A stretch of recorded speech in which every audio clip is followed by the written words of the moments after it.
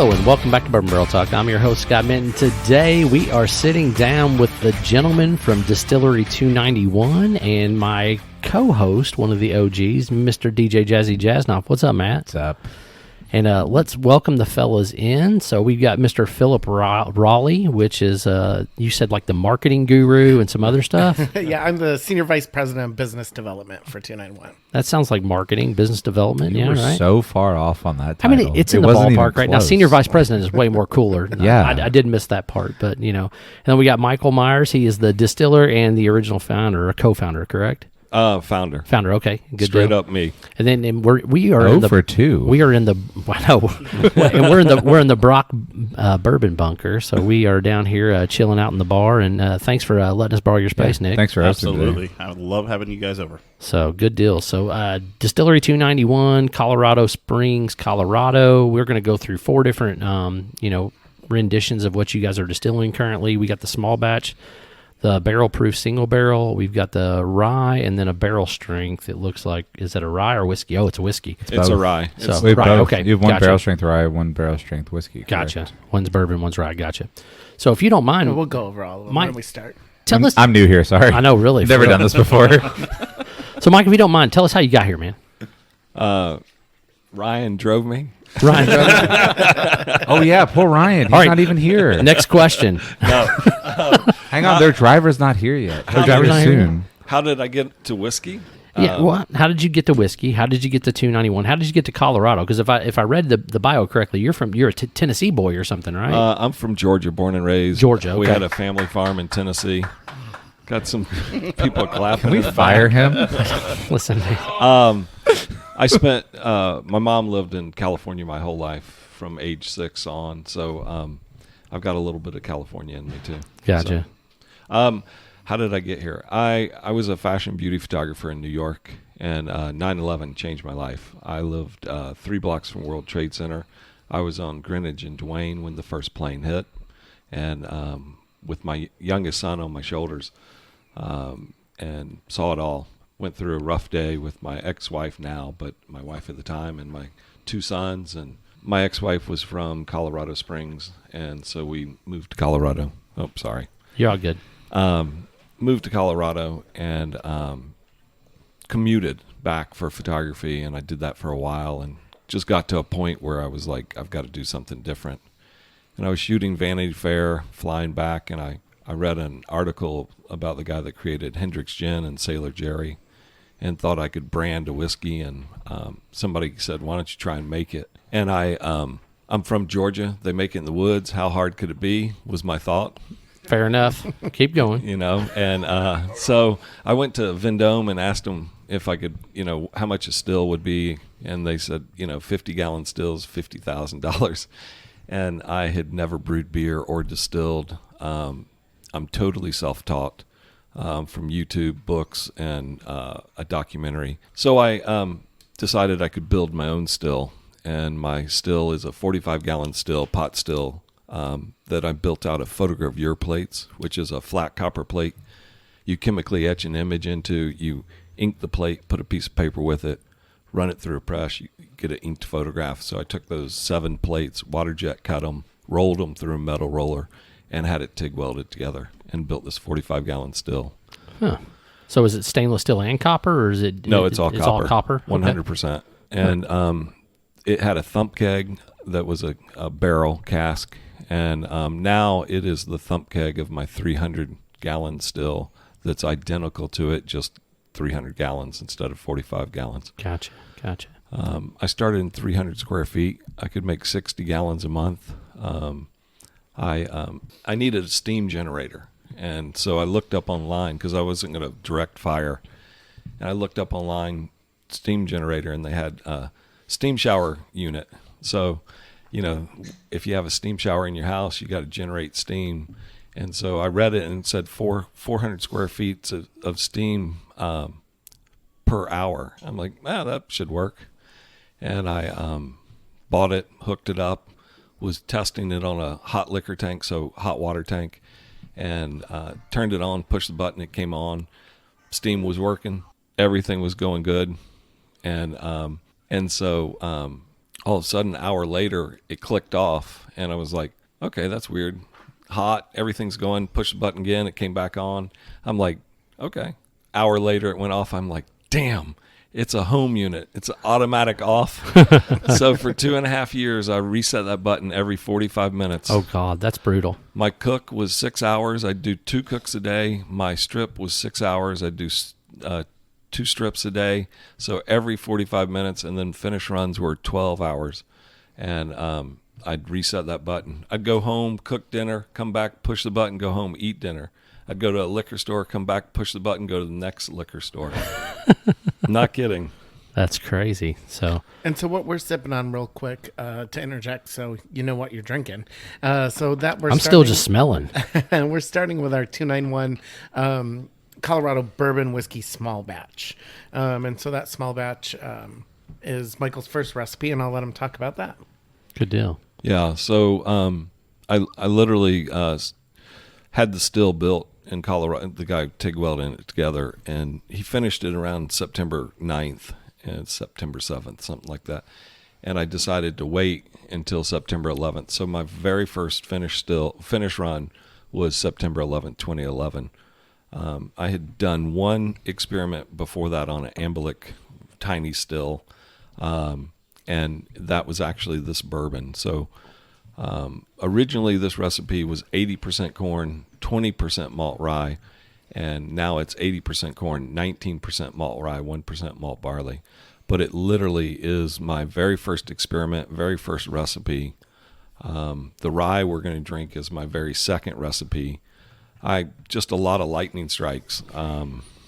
It's been a really amazing journey, and to start something from thin air, not knowing what you're doing, how you're doing it, and be where I am, and the journey's just been crazy. So. It sounds super interesting. I mean, the fact that you came from New York, you lived through a tragedy, let's be honest. I mean, exactly what it was. And then you rebranded yourself, rebranded what you were doing. You went and started a new life, 1,500 miles away, and poof, now you're distilling whiskey in the middle of Colorado. It's a pretty damn interesting story. Exactly. So I've been nosing this small batch, and it says it's finished with aspen wood. So like I'm getting a ton of like floral and citrus and like some like cedar notes on this thing. So yeah, tell us a little bit more about this. So the aspen wood is interesting. I'm making Colorado whiskey, and synonymous with Colorado is aspen. So I wanted aspen on the label for marketing reasons, and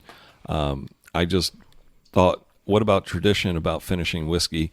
And so I decided to do something that was in tradition but not traditional. So I took aspen staves and toasted them and put them in the whiskey, and it's very slight what it does. It adds a little smoke, it adds a little spice, and it pushes the caramel notes to maple. The floral and all that comes from my yeast and my grain and stuff like that, the shape of my still. That's what makes my whiskey stand out, are those things more than the aspen. Yeah, I'm getting a little cedar, a little bit of like honeysuckle, Yep. like honeysuckle in the field. It's very flavorful. Thank you. So Nick, what do you think about this, man? Did you get a chance to dip in on that? I have not dipped on it yet, but the nose, the other aspect I was getting was a little bit of corn, or almost like a corn pudding, kind of goes right through that, a little bit that sneaks in under that floral note. Right. Yeah. Yep. Nice. No, for sure. Yeah, I love all those noses. They're spot on too. Yep. Our head distiller, he does the best at that. Like Eric is the best at pulling out flavor profiles from the nose and then writing about it. One of my favorite descriptions he said about one of our whiskey was it was like a dusty old poncho. A dusty old poncho. And I don't know that I get that on this, but not on No, this. no. This was Oh. an experimental one. Gotcha. And not in a bad way. It was yeah. a Yeah. really good whiskey. Or Yeah. when you actually nosed it and you're like, oh, I totally get what he's saying, and you're like, I would have never picked that descriptive word for that. and but- for 100 proof, this thing's got legs for days, man. I mean, Thank you. it's got all kinds of viscosity. It's just really, really just hitting hard. Knew So, that word was coming. I like the word viscosity. Yeah, we but- know. That's one of my favorite words. Really? Yeah. Listen. Yeah. Yeah, so I set out to make a Western whiskey, and something big, bold, and beautiful like the state of Colorado, rugged, refined, rebellious like me. and I really love mouthfeel in a whiskey, and so I did a few things that I thought would help the mouthfeel when I was, distilling and stuff like that, and it really does. It's a really nice heaviness in your mouth, and warmth, and really nice. Yeah, it's got a great hug to it for sure. So that being said, it refreshed my memory, and I was listening, but I was really honed in on the New York story because I love the touch of how that comes through. The mash bill on this, it was 80% corn, 19% malt rye, 1% malt barley. So it's malted rye. Okay. Yeah. So I thought that's what you said was malted rye, but I wasn't sure. I wanted to make sure I heard that correct. That's all we use is malt rye. Gotcha. In the distillery. Is it a Canadian malted rye, or is it in the United States? Or So when I started, the only people that were malting rye were Germany at the time. So you're getting it from Munich, probably. Yeah, Wireman. Okay. And so I went. The way that worked is a brewer friend of mine said, Mike Bristol Brewing Company in Colorado, and he said, "I've got a bag of corn you can have." And so I got the corn, and I went down to the home brew shop and got enough. Went down there, and I knew I needed malt, and I wanted rye, and they had rye malt, and I'm like, okay, that works. And I'm not kidding. I really am not. And so I went back with a 80%, 20%, and ran it, and it was really good.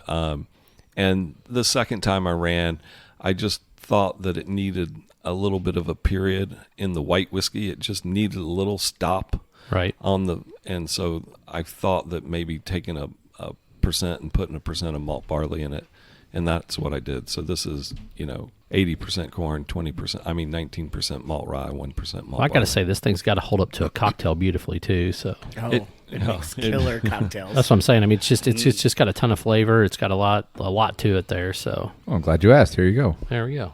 To me, one of my favorite parts about this Colorado bourbon is I get just huge bananas Fosters when you're drinking it. Those deep burnt brown sugars, finishing out in some pipe tobacco and cherry, to me, is one of the things that I think sets apart our big, bold, beautiful Colorado whiskey. Yeah, I don't get as much of the banana like you're saying, because when I think of that, and not to name drop, I think of like Old Forester, Jack Daniels, those type of things, those sweet, side. Yeah. I get more of almost like a flan, like that creme brulee, type thing. But yeah, it's definitely got some big creaminess to it, and it's really full for sure. One of the things I've noticed as well, as you were talking about that mouthfeel, that is definitely there.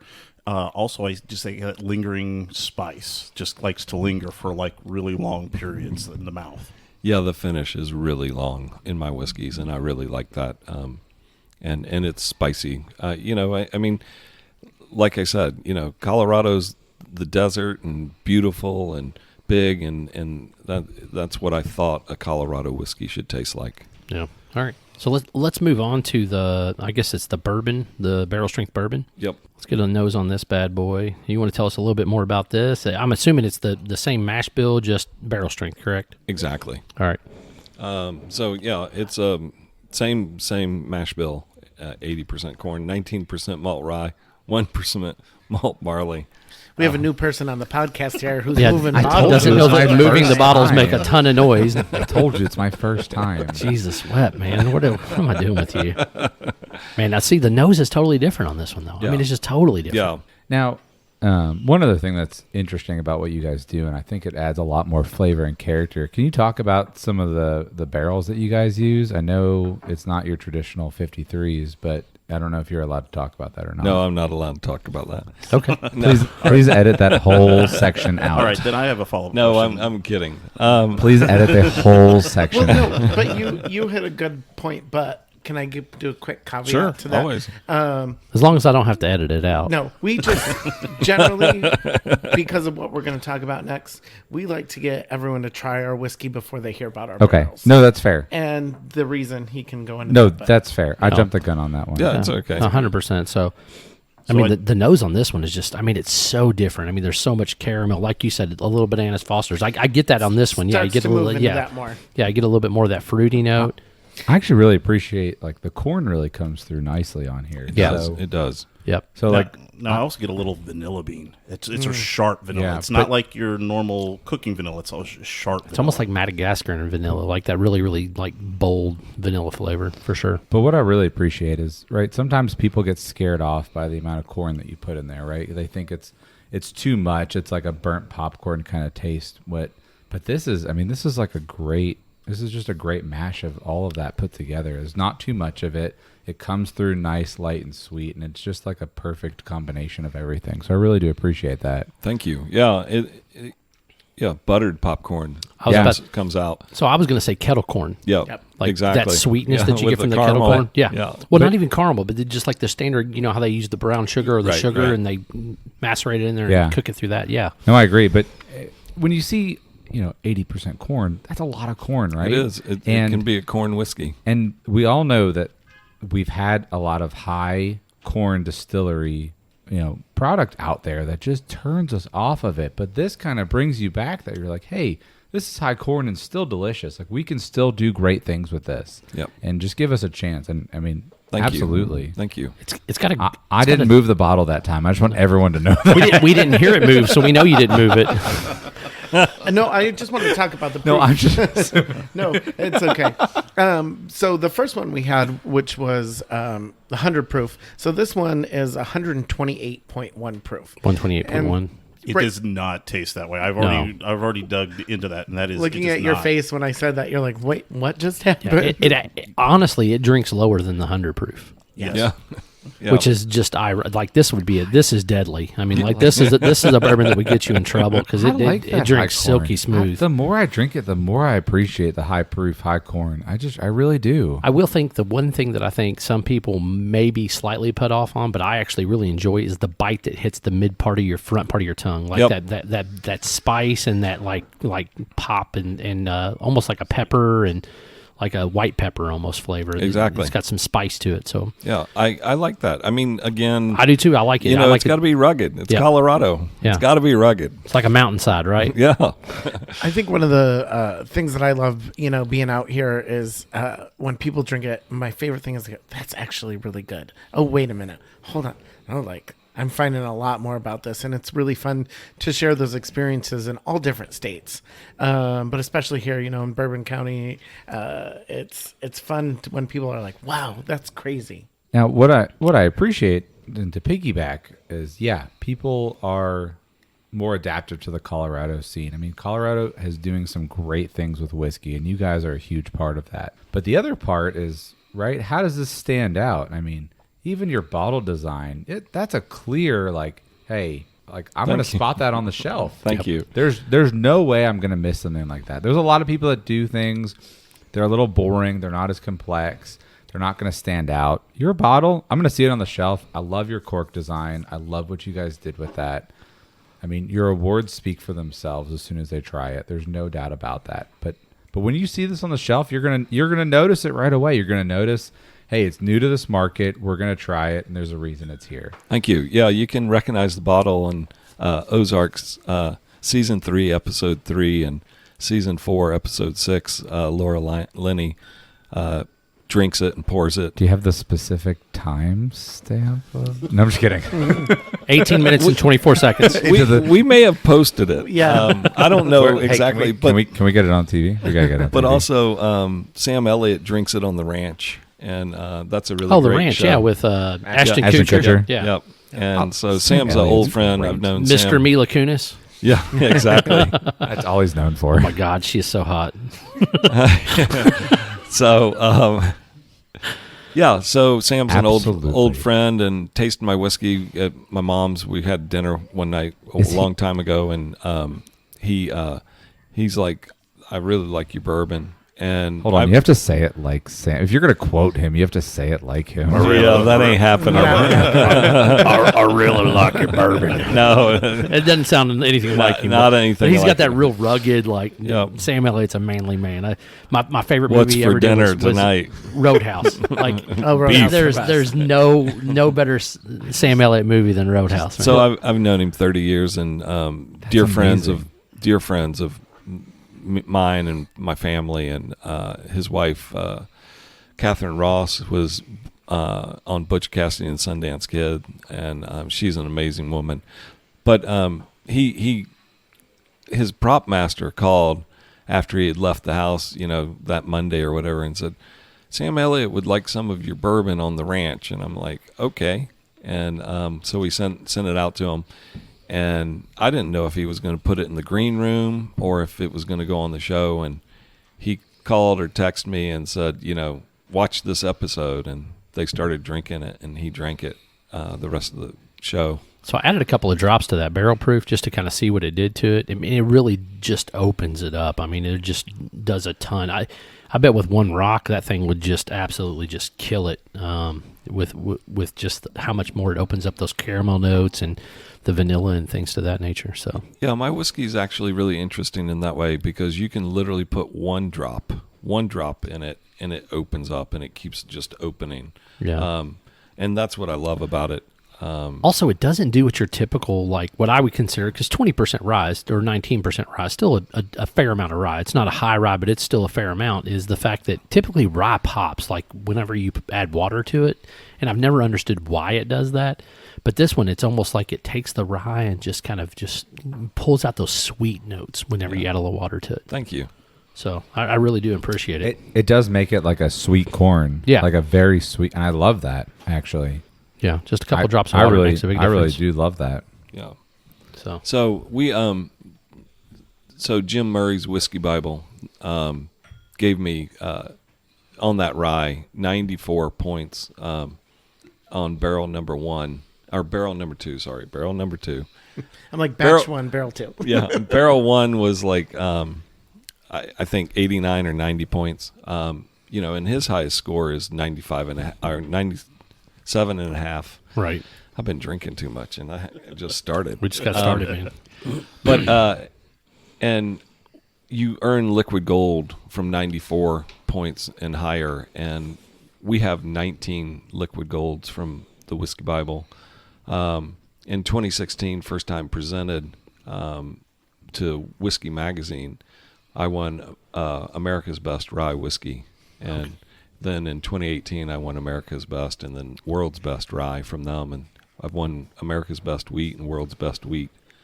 So I'm going to interject real quick. That's what they're on right now, just so everyone following along with the drinking. rye. We are sniffing the rye now. Sniffing the segue. rye. Yeah, Yeah. So this we're is nosing the rye. Well, thanks for paying attention to what we were drinking. Yeah, I like to do that. I like to talk about the whiskey. That's your job, right? He loves talking about it is. It's his job is to tell the story It and is. his story and how he did it and why he created it. And my job is to make sure we know where we're at so people know what to go buy. Well, No, I do have a couple. 100%. I If do you have a couple see it on the questions. shelves, go buy it. Let me put it that way. While everybody's nosing, one thing that intrigues me a little bit is how does the altitude of Colorado affect your distilling?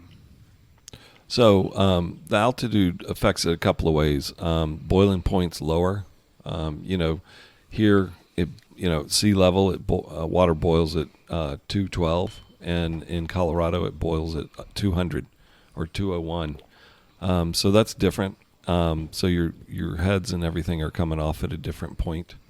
And then the barrel aging, it's so dry we lose water through the barrel instead of alcohol. So all our barrels go up in proof. But it's amazing because I'm now in 26,000 square feet. And before that I was in about 6,500 after the 300 square foot space. And I put in glass roll-up doors, and we were aging in the back, and there was a pallet with 9 barrels on it. And they were sitting, some of them were in the sun and some of them were in the shade, but in this 16 square foot space, right? And they were all from the same batch. So all the White Dog that went in there was the exact same whiskey, different barrels. And the proof range from the shadow side to the sun side ranged from 115 to 137. A little higher. I think like 138. I don't know, somewhere in there. And that was amazing to see that happen in a space like that. So the weather, everything matters. And Now, considering what you've already said, how does that affect your barrel entry proof, or is that a secret? No, I most my whiskeys go in at 125. Okay. 125. Okay. Yep. So you're going in basically at the high end of the limit. Yeah. Yep. And they come out, these are 128. We can kind of tell the age of the whiskey by the proof. So tell us about the mash bill on this rye. So this is 61% malt rye, 39% corn. This is really the whiskey So no malted barley. Nope. So this is really the whiskey I set out to make. I loved Thomas Handy before I started making my own whiskey. I love the high corn content of Handy, and so I really wanted to do a high corn content rye. And this is so the barrel proof of this is called 291 Colorado whiskey. It doesn't say rye on it. And that's because that's my whiskey. That's what I wanted to make. I love high proof whiskey. And I think I actually crushed it, truthfully. And I do not have an ego. I think that's the first time I've ever said that. The nose on this thing is just, I love the nose. I mean, I really do. I mean, it's got so much character to it, I get a little bit of cornbread. I get some of the nose from the floral hints, just the spice. I mean, it's just rolling with all kinds of complexity. This rye whiskey is actually why I work for the company. I was bartending across the street from the distillery before I even knew Michael, and I was training at the new bar that I was working at, and we get to this rye whiskey, and I take a sip of it, and I love whiskey, and rye is my favorite, and I'm like, this is like the best rye whiskey I've ever had. Where does this come from?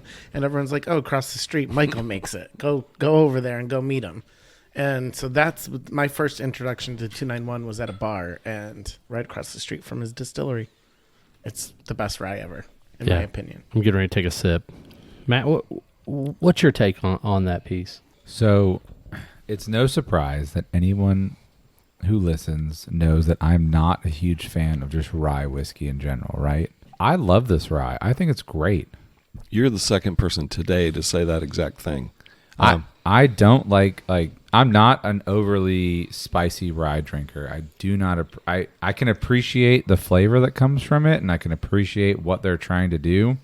It just is not my cup of tea. However, the malted rye mixed with a little bit of a higher corn mash than most people do, for my opinion, I think it's great. I think it is such off profile from what anyone expects it to be, and that is why it is good. Yeah, I'm getting like a mid palate, like a little bit of cornbread mixed in with that spice. But what I really like is it's not overpowering allspice, right? When you drink rye, it's like spice, it's allspice, it's any kind of spice you can think of that's baking related, basically hits your tongue and just stays there, right? In the front, in the middle, and then it just goes away eventually. But this is fantastic all the way through. Yeah, it's got some cinnamon, it's got some cardamom. I mean, it's got some spice in there for sure. But I can go through my pantry too and label spices if you really want to get technical. Oh my God, here we go. A couple things I noticed, at least on the nose, I was getting some type of tea.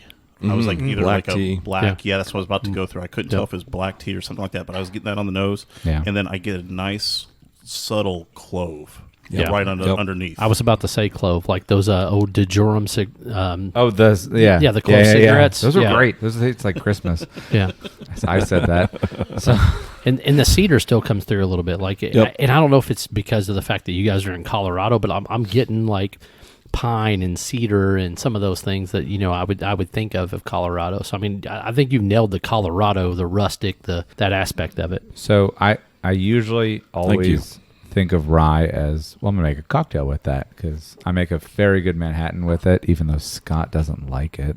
Very upsetting. I don't like vermouth. We don't like vermouth. But this old fashioned made with this rye is delicious. So I had some. Yeah, I did have some old fashions made. These are fantastic. The mash with these just go beautifully. Thank you. The rye still holds up through it. You can taste it still, which is usually, we like ours typically slightly on the sweeter than bitter side. And even then, the sweetness usually kind of tones down a lot of the bourbons and ryes, but this one's holding up to it. Yeah, it almost like those slight floral notes are coming through, and then you still somehow get a little bit of that cornbread. Like, it's the craziest thing. It really does hold up to that. Thank you. Yeah, Not the craziest thing, but just FYI, the bottle's missing and you're not finding it. Yeah, we have no idea where the bottle went. You're not finding it. Just want to let you know that. I think all of our whiskeys hold up really well in cocktails, and that's the one thing that's I think fun about it for bartenders. They can just get a different complexity from a Manhattan, a black Manhattan that Michael likes to drink. It brings out a different characteristic to an old fashioned, so it's really fun to play with as a bartender. And You what's said also the Black Manhattan had a Vera in it. Averna. Sorry. Yeah, if you don't like vermouth, you should try a Black Manhattan with Averna. Gotcha. With that barrel proof, it's like black velvet. It is such an amazing drink. It Gotcha. is so good. all I'll right. have to Go try that to for the sure. store. Go get it. Averna. Can we DoorDash it? Is that a thing? Well, I don't Drizzly. think. I was about to say I don't think Drizzly's delivering in Indiana. They are now. So, I talk a little bit more about the bottle and stuff like that. So you were talking about the design. Please. All of it's mine. I'm from my photography career. I have Quark on my computer, and I design all our labels and everything. I designed the cork. I drew it out and measured it out, and then the cage. So there's a cage on my bottles. The cage is actually comes from a Little House on the Prairie episode. So when I was 12, I was watching Little House on the Prairie, and they were transporting nitroglycerin. And it was in a wagon, and they wired it in so it would float and not jolt and blow up. And I thought that was crazy. And so when I started making high-proof whiskey, I'm like, got to wire it in. So that's where the cage comes from. Huh. Oh, that's awesome. That is pretty and neat. and actually the cage goes beautifully with the cork design. Now, is this cork is there any significance to it? Is it from a certain area, a certain region? No, it's most cork comes from Portugal, Right. and that's where these come from. But the shape of it, I really wanted the tapered, but if you use a taper cork, it only touches in certain areas. So I tapered it and then made it straight shaft on it. The top of it is branded with 291. Talking about Ozark, Laura Linney in season 4, episode 6, she pops the cork and she takes it just really fluidly and lays the cork, and it faces the camera so you can read 291 on it. And Okay, I've watched that show religiously, and I need to watch it again.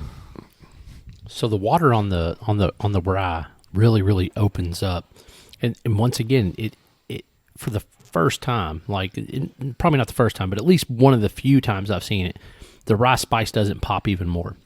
It gives you a lot of caramelization. It gives you some complex flavors that come through. I'm getting a little bit more floral notes, but I mean, this definitely, it's just so different on how this thing holds up to water versus most of the other whiskeys that I've drank. thank you. So onto the barrel strength.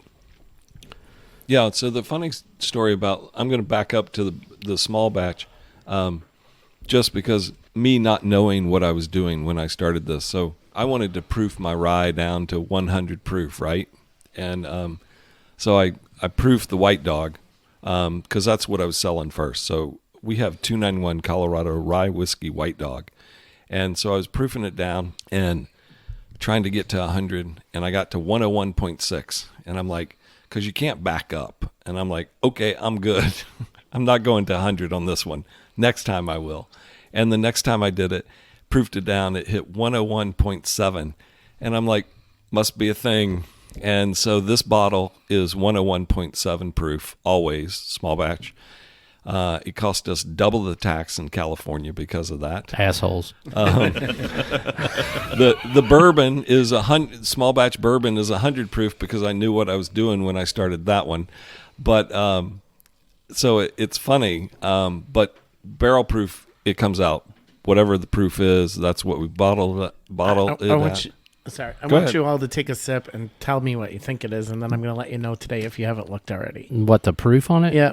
All right, let me. I'm trying to get over the I'm trying to get nose. over the nose. The nose is just amazing on this thing, dude. I absolutely love the nose. You get some corn, you get the sweetness from the rye, and for people that can, and I really appreciate anybody that can bring the fruit forward notes on a rye. Like I'm getting like some weird stone fruit in there, like maybe like some like an apricot or something like that in there. I mean, it's just the nose on this thing is just to die for. This is like one of those glasses you could literally just sit around at the campfire with a cigar and just chew and just smell the glass. Well, it's a great idea. I'll see y'all later. Now, you mentioned something earlier on the caramel. I almost think this could be like a caramel covered apricot. Yeah, Nice. That also I get just a faintness of like a maple like syrup, like something to that nature too. Subtle bit, yeah. It's real subtle. So just based on my initial reaction to this, I mean, I've got to assume it's probably at that 118 proof, maybe 119 at that, kind of in that upper teens, maybe teetering 120, but I would say 119 just to be safe. So just based off of what they've told us about their whiskey Yeah. and what I'm tasting, it drinks at about 107 to 109. I'm gonna guess though this is probably between 123 and 127. I'm going to guess right around, well, for me, it tastes, maybe it's about 112, 113 for me, tasting wise. Yeah. But yeah, I can't Yeah. guess what it is. It's 129.5. 120. Holy smoke balls! No way. Yeah, we've been Are you seeing, kidding me? We've been seeing the rye come out right Yeah, around a little 130. higher. I mean, Yeah. that's a hot rye, but it 129. doesn't taste like it at all. So we just last year had our 10-year anniversary, and we popped Michael's very last mill mash and run, and he put that into a 53-gallon barrel, and we aged it for 7 years. 7 years. 7 years. Tell them what proof that came out at. So when we popped the bung, it was at 149.8. Yes, I'll sir. take two. How do I get that? And It sold out in 4 minutes. Did you save any? Yes. No, we don't have any. I might. They don't might be have able to any. send Do you you. think a you can sample. send me a Do you have 2-ounce some? sample? Do you have one? I have a bottle. I might be able to send you a sample. All right. But I'll There- take a sample. Dude, There's not many that exist. It'll be one Dude, a sample for hazmat everybody. rye. I might just go in So- the bathroom by myself, man. with So that. we Wait, you put, always go in the bathroom by yourself. How the hell is that different than dude, I'm telling you, dude, hazmat. I love hazmat, and then you say hazmat rye. I mean, oh So- my god. So we put aspen staves on it for 3 weeks, and when we bottled it, it came out at 148.8. Correct. 148.8. So yeah, it's a different whiskey, and it's really good. But it is the rye mash bill. It actually was a cook up, cook down. So I cook up, meaning I heat water, add grain, raise the temperature, add more grain, raise it to a boil. I took a Dave Pickrell, Rest His Soul, class, and he Maker's Mark cooked down. So hot water, cool it, add grain, cool it, add grain. And I was like, I love that idea. So I went back, and this was a mash that I did where I did half cooked up and half cooked down, and married it together in the after fermentation. Gotcha. And then after stripping and ran it, and then put it in a barrel. And literally we have a video of me and Eric Jett, my distiller, bucketing to fill the barrel because we didn't have any kind of pump at that time. That's awesome. Yeah. I mean, dude, caramel, maple sugar. I mean, maple syrup. I mean, this thing is just it's a flavor bomb. I mean, I love this bottle. So the funny thing is, the one thing about my whiskey, straight up tell you, it is not precious. It's good.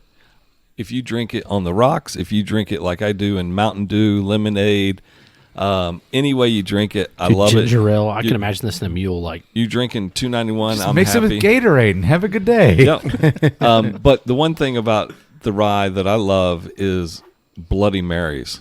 Oh, it's so good. dude, You it put is- that What? you put that whiskey in a Bloody Mary, It's you so will good. We need never to do drink this. another Yeah. Bloody I Mary think- without it. Where's the I think my mind zing-zang? just Where's the zing-zang exploded. recipe? It- Oh, my this mind is just the, is it in the exploded. fridge? Yeah, I would have never considered to put it in a Bloody Mary. Is No, the I zing- would've never. Oh my is God, the it's zing-zang so in the good. fridge? We have restaurants in Colorado Springs where we've turned them onto this.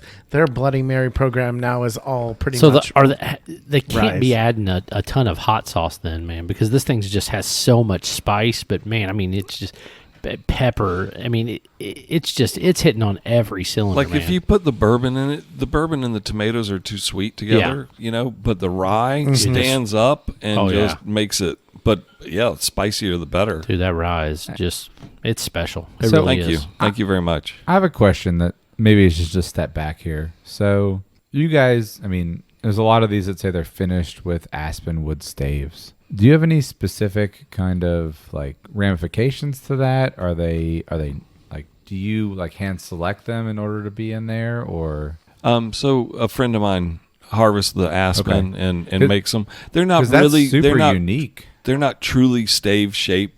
Yeah. Just Well, it was a they're- way to describe what the wood was. Yeah, because like. I mean that's incredibly unique, and I think it gives a wonderful finish to your mash bill, and I think it accomplishes it very well. Thank you. So I didn't know if there was like, hey, these guys give us all of them and screw everybody else, and that's So- what it should be. No, so nobody. When I started this, nobody was aging whiskey on anything other or finishing whiskey on anything other Yeah. than oak. So wine barrels, things like that. Right. Woodford did an experimental where they did finish on a maple barrel, a pine barrel, something like that. But that was nobody consistently. And I started aspen stave finish and from day one, and all our whiskeys get it. I think it's great. Like I And- think that profile just blends so well with those staves. I think it's great. Thank you. I really do too, and I'm very proud of that. Like I said, we had maybe I didn't say, but I grew up in Georgia, Tennessee. We had a family farm, literally 7 miles from Jack Daniels, 7 miles to George Dickel, and so the tradition That of waking up smelled great. yeah, the tradition of Jack Daniels doing the maple charcoal finish, or not finish, but the filtering and all those tradition things. I thought about doing this, but here I am creating a Colorado whiskey that's not been created. I mean, Stranahan's did it before me, and they did their whiskey, but I really wanted something that said Colorado, and so I didn't want to stick to too much tradition because I'm not traditional, but I believe in tradition. So Are you non-chill filtering? I am not. Okay. Yep. Straight up comes out of the barrel, gets maybe a coffee filter. That's Gotcha. about it Okay. I do want to go back to for the big chunks. I do want to go back to his question about the barrel, though, because Yep. they've tasted it. So we can talk about our barrels for our flagships now. I know it's the second half of the name, and you were having that I question. should probably re-ask the question so Scott won't get mad at me. No, I'm good. No, go ahead, Philip. So can you tell me about the barrels that you guys use? Michael, let's talk about the barrels. We can talk about the barrels if that's okay. Yeah, it's okay. Hey, mom, is that okay? We're waiting.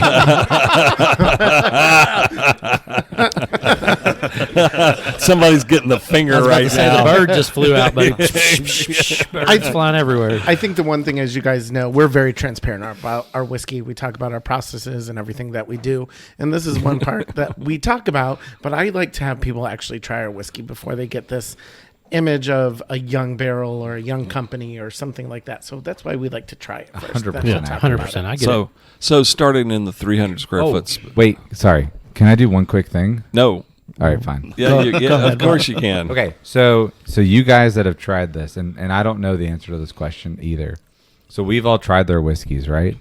We all know that there's a unique barrel that goes behind this. What age would you guys predict that this is at right now?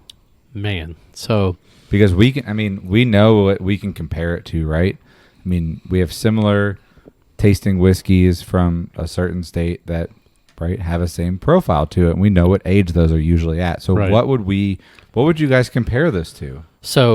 I'm assuming, and I'm just making an assumption because of the fact that I've kind of not heard exactly where they're at as far as the size of barrel or things like that. I'm going to guess most of this stuff is probably in the 3-year range. Okay. But that rye, I mean, it punches well above that weight. I mean, it drinks like a 6 or 7-year-old rye. Yeah. So it really does. So, I mean, I would say these are probably 4 to 5 years old if I had to take a guess. I mean, they have great color to them. They have great viscosity to them. They have great flavor to them that you can't manipulate that kind of flavor. Right. I was leaning towards the 4 to 5, 4, Yeah. 4.5, 5. And the only reason range. I said that is because I'm assuming they're using probably like a 15-gallon barrel or 10 You know what gallon happens barrel. when you And assume, Scott. Listen, You get pizza I thrown in your definitely face. made You an make ass an out of ass out of for sure. But Me and you. But that's my point. Like, I'm assuming because you asked about barrels that Right. maybe you knew something that I didn't know. I don't. So- I actually asked because I want to know. Okay, so therefore, I was just assuming they were using a way smaller barrel, No, for I rapid don't- aging I or don't things of know. that nature. Maybe they're not, and we're going to No, find do out not- here in just a couple of there's seconds. No such but, thing as rapid aging. but for Don't me, use that word. it's That's not bad. rapid That's aging. Phrase. Bad phrase. Okay, so not Bad rapid phrase. aging. Give me your wrist. Give me your wrist. There. Bad phrase. So not rapid aging, but it does. It will. A smaller barrel will enhance the flavor of the barrel or the whiskey faster. Allegedly. Allegedly. Well, let's find out the answer. So, all right, you give it to us, Philip. No, Michael's gonna. Michael's going to give us he's going to give us the down track. dirty. But before you do though, if I'm the only degenerate I think that's finished off all my glasses, but dude, if you go back and nose batch one or barrel one, I mean it's like tobacco caramel. I mean like all of it hits like a Kentucky bourbon, only a little bit Thank you. bolder and a Thank little you. bit more, robust, because I mean it gives you all those things, man. I mean, and John, come over and sniff these glasses, because this is something I love to do, is to nose a glass after the fact. Yep. And we talk That's about it the all best the time. way to taste whiskey. So like literally, if you like nose these bad boys, I mean it's caramel, it's tobacco, it's a little bit of just richness. I mean it's just got so much to it. Like, these are great nosing whiskeys, man. You guys did a fantastic job on these bad boys. Thank you very much. Yeah, that's my favorite way to taste whiskey, is to drink it and then let the glass dry and smell it every few minutes or a minute, because you can taste every note by smelling that glass. That's what I tell my wife when I don't wash them. I was like, no. It's No, It's yeah, for no, market no. research. I'm coming back to that. So barrels. We're gonna wrap this up and roll it around and see. And that's it for bourbon barrels. Smack it, flip it, rub it down. Are we doing Belle Biv DeVoe now? But so I started in that 300 square foot space, right? And truly, a 53-gallon barrel would not fit through the door. And also, I couldn't sit on whiskey. I'm literally bootstrapping this company, and so I ordered from the barrel mill in Avon, Minnesota. Found them online. They had 10-gallon barrels. I ordered. Actually, they had some 5-gallon barrels. Truth be told, I haven't ever said this. The 94-point Jim Murray Whiskey Bible, barrel number 2 of the rye, was in a 5-gallon barrel. 5-gallon barrel. And it was maybe 6-7 months old. Wow. What? I would have never guessed that. No, I would not have. I've never told that. Wow. And I have the notes. I can heard show it first you. here. Bourbon Barrel Talk Talk. exclusive right there, buddy. You guys got me a little shit. tipsy. Yeah, seriously. Give this man some more whiskey. That's what I'm saying. I got stories. But so I do. Episode 2. We started with 10-gallon barrels. We are. We've now put whiskey in 15s, 30s, 53s. But our main stack is 10 gallons. And the whiskeys we're drinking, if they're 128 proof, they're about 12 months old.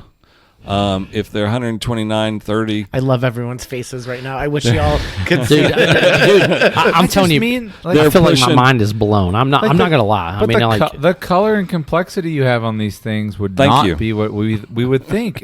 No, I know. Listen, So I drink a lot. Let's just go and throw that out there, guys. All right. you're an alcoholic. Let's throw I'm that out drunk. there. I Oh, don't sorry. go to AA. God damn it. so yeah. But this, I mean, we could put this up. There's 172 bottles over there. I counted. Sorry. So we could put this up side by side with them, and you could see color wise and proof wise. Yeah, I it would've- would match up with aged, And- stated barrel strength and whiskey. taste. Yeah, Dude, easily. I'm completely But, blown I mean, away. without tasting it, right? Just visual. Yeah. You would visually think it's older. It's more complex. It has. It is. Not older. It's more complex. It's Yeah, we know. it does. It just hits in all the right spots. I mean, it really does. I mean, for some people, I'm just giving Stop my honest talking so we opinion. can make more cocktails. But Jesus. I'm just saying, some people are going to say, "Whoa, that's too much bite. Like it's got too much spice." But I love rye whiskey, right? I love rye. I love rye whiskey. I love rye bourbons. these things hit on all the notes that I like. I love So- your integration of the malted rye, though. Yeah. I think Thank that you. is because people put But I think malt the in malted there rye, to- yes, but also malted rye leads to the viscosity and to the heaviness and to the Yeah. mouthfeel and the Yeah, yeah. creaminess.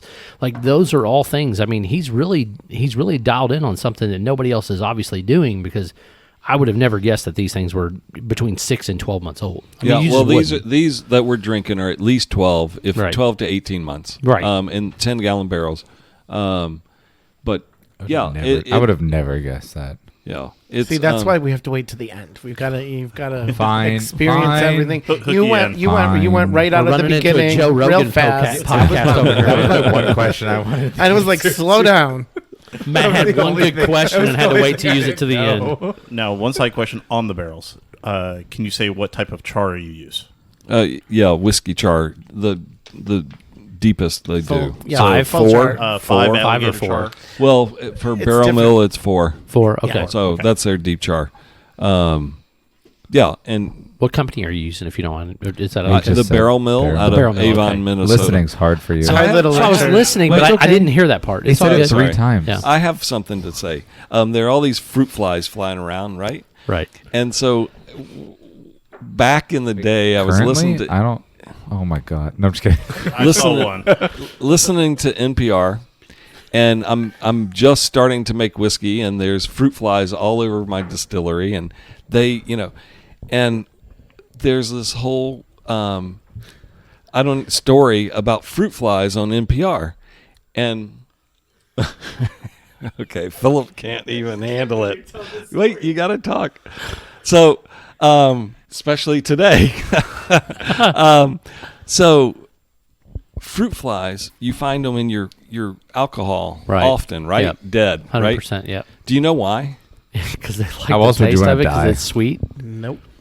Nope. So They don't. the fruit flies that you find in your alcohol are male. Because they're And- dumb. No, close. Close. No, because they are drowning their sorrows because they have not found a mate. That mate. And I literally heard that on NPR, and I'm like, "Oh my God, that's amazing!" So, but when they're all around, I'm like, and nobody's dead yet in my glass, but one is, but they did a study, and Bro, they have you are- not heard of Tinder? Like, come on, man. I know, right? Tender, You can swipe left. grinder. There's all kinds of stuff out there, man. Oh my So, god, this has been great. That's so funny. Especially Every on time I go today. back to these things, the nose is different. Like, I swear to God, like I'm getting orange now. I'm getting like, Thank you. there's just so much. I mean, I think one thing that's really my mind's blown. I got to be honest, Mike. I'm super impressed with what you got going on over there, man. I cannot wait to see what a 53-gallon barrel after 5 or 6 years. Oh yeah, Yeah, we It's- gotta fucking wait 4 more years. Well, I'm going to be 100 when it happens. I'm just kidding. There's but- so right now, we do an anniversary. We started this last year. So the X was that 53-gallon barrel that Yeah. came out. Gotcha. So this year is XI. oh, no, And we dropped that already. Never It's mind. 11. What? Yeah. Yeah, we dropped it Yeah. already. I'll drop the other one too. But XI. So it's our 11th anniversary. Roman numeral XI, and it's our rye whiskey, 3 to 4 years old. And I think it's on the website. It is. Can you buy it on the website? one day soon. Soon to be released. But they're only like 400 bottles. Gotcha. And it's yes. So we had the We release. love our whiskey older. We had the Yeah. release at the when- distillery, and it all sold out for what we had. And about Fair enough. And about 20 cases will soon be hitting the e-commerce world. As long as you send me some of that hazmat rye, you're going to hear